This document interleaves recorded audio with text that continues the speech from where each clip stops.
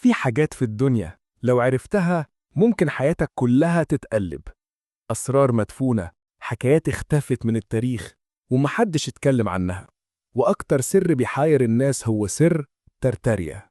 اسمع كده، زمان في خرايط قديمة من قرون فاتت كان في مكان ضخم مكتوب عليه ترتاريا، مكان كبير بيغطي نص آسيا تقريبا.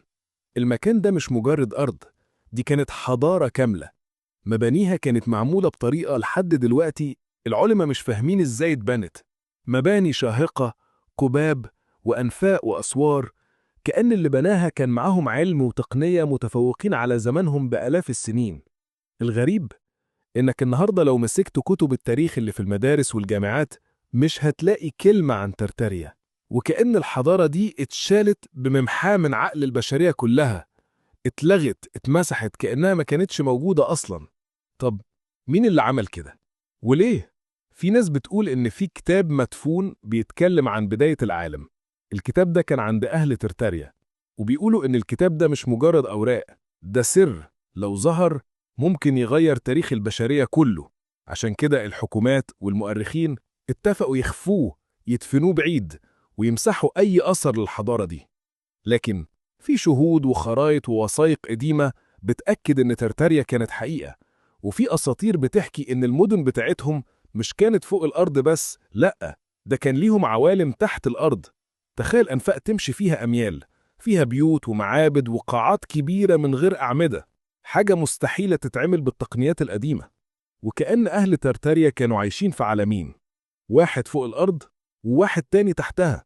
الغموض الأكبر إن في ناس بتقول الحضارة دي ما اندثرتش، هم لسه موجودين، عايشين في الأرض الجوفية جوه باطن الكوكب.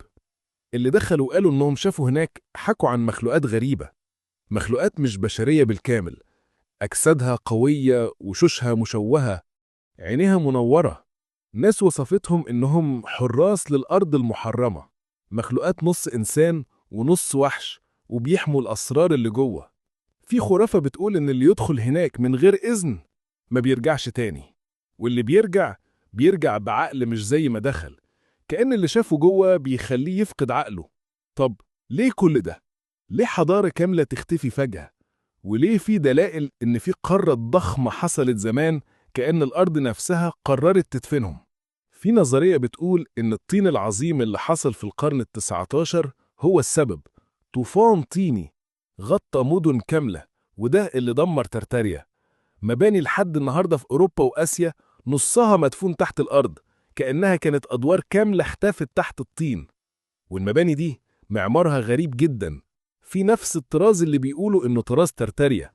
والسؤال اللي محدش لاقيله إجابة، هل الطين ده كان كارثة طبيعية ولا كان هجوم متعمد عشان يمسحوا الحضارة دي من على وش الأرض؟ اللي أغرب من ده كله إن في خرايط من مئات السنين مرسوم عليها أماكن غريبة حوالين القطب الشمالي، أماكن مش موجودة دلوقتي، جزر وقارات صغيرة كأنها اختفت فجأة. ناس بتقول إن دي كانت بوابات بتوصل للأرض الجوفية، مدخل لعالم ترتاريا. والكتب اللي اتدفنت والوثائق اللي اختفت ممكن تكون لسه موجودة لحد النهاردة، مستنيين اللحظة اللي يظهروا فيها.